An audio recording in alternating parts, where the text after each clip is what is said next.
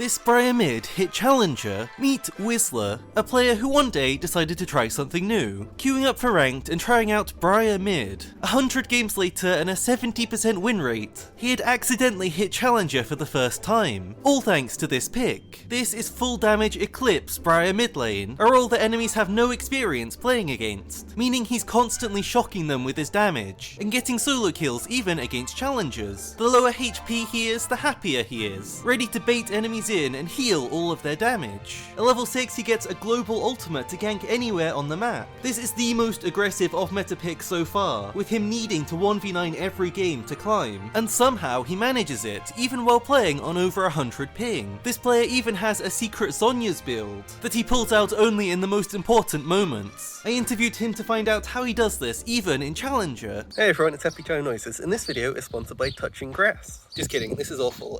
It's actually sponsored by Porofessor. I'm gonna go back inside. Porofessor now has off-meta builds from our videos built in. Just download the app, lock in your favourite off-meta pick, and get the build imported right into your in-game shop. No need to tab out. But Porofessor doesn't stop there. It helps you before the game, telling you more about your champion and things you should focus on. It helps you in champ select with automatic rune selection for your champion, and in loading screen you can learn more about enemies to see their main weaknesses. But in-game it gets really useful, having summon a spell timers on the UI so you can track enemy cooldowns, and stats analysis both during and after the game so you can see where you need to improve. Porofessor is completely safe to use and Riot know all about it. I've used it for over a year now. Sure, you can climb without Porofessor, but having it is like entering the future. I'd never want to play without it, and the best part is it's completely free. Make sure to download it now from the link in the description and start winning more games. Back to Wisla and Briar Mid. His story with Briar really began in Season 2, when he was introduced to the game by his brothers. To start off with, he played everything, but after ending up with a 7% win rate on Draven, he knew something wasn't working, so instead of trying different roles, he came up with a mentality even this early into his league career. He would only play his favourite role, mid lane, and the champions he played did not matter. Whatever he enjoyed, he would play in this role. By Season 6, he was fully committed to Jhin and Kled mid, finally hitting gold for the first time, and making a YouTube channel with his brother, with an amazing name, Bro Stomp Network. You can guess that they were teenagers at the time. By Season 7 he found a love for Nidalee, so much so that whenever he played with friends he would simply lock in the champion and take whichever role he was given. This is something he continued in ranked up until Season 12. But unfortunately, since he moved house he ended up with some pretty awful internet, playing with around 110 ping every game. Not terrible, but not good, especially on such a mechanically intensive champion. However, he didn't let this stop him, reaching Diamond 1 with his favourite champion, playing it in any role he wants. In Season 13, with the release of Briar, everything changed, with some people looking at her W and her ult, making her an easy champion that plays itself. Our player instead saw an insanely high skill cap where you have to perfectly choose the moment to lose control of your champion, something he'd been doing already with his high ping. He was never fully in control anyway. Right away he avoided the lower win rate bruiser playstyle and became an assassin Briar one trick. Whatever the enemy picked, even in terrible matchups, he would pick this champion, relying on his knowledge to outplay them. He'd never been in high elo before, and hoped to hit masters with this new pick, and he managed it with a 70% win rate, so he just kept playing, expecting enemies to soon start easily punishing him. But instead, something else happened. He hit Grandmaster with a 65% win rate, and held this all the way to Challenger. He never even aimed or hoped to do this, he simply just never stopped winning. This is not a player with years of being in high elo just smurfing. This is an actual story of someone inventing a new pick and immediately hitting Challenger with it. So I asked him, why Briar mid lane? And his answer was simple. Briar is not a good mid laner. If he was playing against this pick, he would beat it every single time. That said, enemies have no idea what to do against this pick, and with such high damage and incredible 1v1 potential, he just can't stop winning, so maybe this pick isn't so bad after all. He did admit that Briar has very good kill thresholds, much higher than lots of mid lane champions. As well as this, Briar also has a ton of sustain in lane thanks to her healing passive, so even in the high poke lanes, Briar can stay around just long enough to always have a successful laning phase, often even getting solo kills. Really, she does have every tool to be a mid laner, but the whole game comes down to how he plays in the first two levels. Level 1, Briar Mid has two options. He can start either Q or E. He's never allowed to start W, the ability that makes him lose control and auto-attack the closest enemy, as taking that in mid lane will just force him to run at the enemy champion, straight under their tower and die, so it's not a good option. His normal choice is to take E at level 1, the AoE pushback,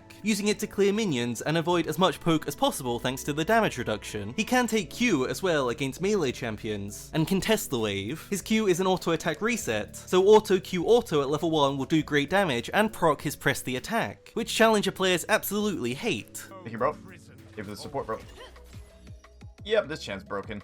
At level 2 he takes his other ability of Q or E. One play he can now do is push enemies into walls, so if enemies ever position between Briar and a wall, she can punish them for great damage, stunning them and ending the trade. But here is where his most important trick comes in, healing using minions underneath tower. Briar Mid will get pushed in sometimes, so our player uses W onto Q to target the minion wave, telling it to prioritize hitting minions, then recasting the W to get the healing. He's then able to use the E on the ranged creeps to one-shot them, even this early on into the game. This heals Briar, blocks poke damage, and gets all of the CS. It's an amazing and simple combo that enemies can't do anything about, and he can use this for sustain in every matchup. Also, if you suck at CSing under tower, it's a great option. At level 3, Briar's laning truly begins. His trade pattern is super quick, using W forwards into Q onto the enemy, auto attack and then start recasting W to push the enemy away. By the time the enemies get out of his Q stun, Briar will already be casting this E, giving him the damage reduction and healing, so trading against her isn't really an option. His general rule is that the lower HP he gets, the more aggressive the enemy will play, and so he can use this to his advantage. Saving his burst damage and his healing, if enemies do go in, he can burst them right back, maybe even killing them using his bleed damage. Smarter enemies won't be baited in so easily, but gradually they'll get more and more impatient with him sitting low health under tower, and eventually they'll probably go for a kill, which does usually lead to their death. Briar is never weak or an easy kill, especially with our player taking Flash Ignite every game no matter what, fully committed to going for these 1v1s. One big tip from our player for these fights is that Briar has a ton of auto attack resets. The W cast is one, the recast of W is also one, and so is her Q. So even when it seems like our player is not in control, he's actually still using these small optimizations to maximize the combo damage. The worst possible thing that can happen in this situation is that the enemy dashes back to their tower with Briar still chasing. To fix this, our player can Q to a friendly unit to escape. This is something often players don't know about, and Riot are buffing it to work on wards in the new patch as well, so he can use this to escape, or to go over walls and set up a play. At level 6, Briar Mid unlocks ult, which he ideally actually wants to use on the enemy mid laner, going for a big trade before level 6 to get the enemy low, and then ulting them short range from Fog of War to make it easier to hit. If it lands, it's probably the easiest solo kill of all time, but our player isn't perfect, he misses ults all the time. The important thing is that enemies aren't perfect either, even in Challenger. It's much more important to move on to the next play and find the next opportunity, like turning this missed ult into an opportunity to kill top lane, still coming out with a lead. Against poke and long range mid lane mages, it's much harder to set up these kills as he can't really trade. But our player says that even in Challenger, players will always make bad clicks with their mouse, putting them in a vulnerable position without them even realizing, so he's watching even their micro movements to find an angle to engage. First item he buys is ECLIPSE, something he's done even before it became meta. In jungle this item makes sense as you're ganking as much as possible, so it's constantly being used. But in a lane where Briar isn't allowed to trade as much, does it make as much sense? Well, the thing about mid lane Briar is that she has to play aggressive to win. No matter what, he has to take risks and he has to get a lead. If he's bullied early on and can't make an impact in mid game, then it's very likely he'll drag his team down enough for them to lose. But on the other hand, if he does get a lead, it's very likely he'll drag his team to a victory regardless of how they're playing. This pick is very much something that decides games, which is honestly perfect for solo queue if you're confident in the playstyle. When he's winning and dominating the game, this pick looks disgustingly good, and when he's losing, well, I'll let Sneaky describe it.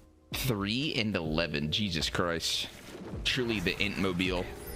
Yes, it's hard to come back, but never impossible. At this point of the game, since he's a mid laner, he wants to go into a side lane, farming up and rotating to objectives as needed. Here there are very few champions in the game that can beat him 1v1. However, the champion is not very good at taking towers, so instead he pushes wave and then plays back, aiming for an easy engage with his ult, a guaranteed tool that tells enemies they must fight right away. He can also use ult here as more like a teleport to join a fight somewhere else on the map. It's especially easy for him to hit during a Baron fight. He never takes teleports, so sometimes landing this across the map is a vital play he has to make. So luckily, he is quite good at this. One of the reasons why he can consistently land these ults is how he joins the fights, rarely being his team's main engage. He says that engaging for your team on Briar is a trap, similar to if you're engaging on Master Yi. Briar needs enemies to use their CC before she goes in, as once he presses W, enemies can stun him out of position, and even make him refocus his W onto a tank, making it useless. Casting ult after the teamfight starts is much more reliable. Compared to jungling, this is a huge advantage, as often in that role you will have to be the engage. Now buying Titanic Hydra, he can do a fast kill combo, using his auto attack resets to kill the enemy while they're still stunned. In solo queue, Briar is still amazing in late game, able to find picks with ult if enemies try to camp or recall on top of a ward. This kind of play can completely change a game. And now for his secret weapon, the ZHONYAS. It's something he came up with in a practice tool after doing lots of item testing. Logically,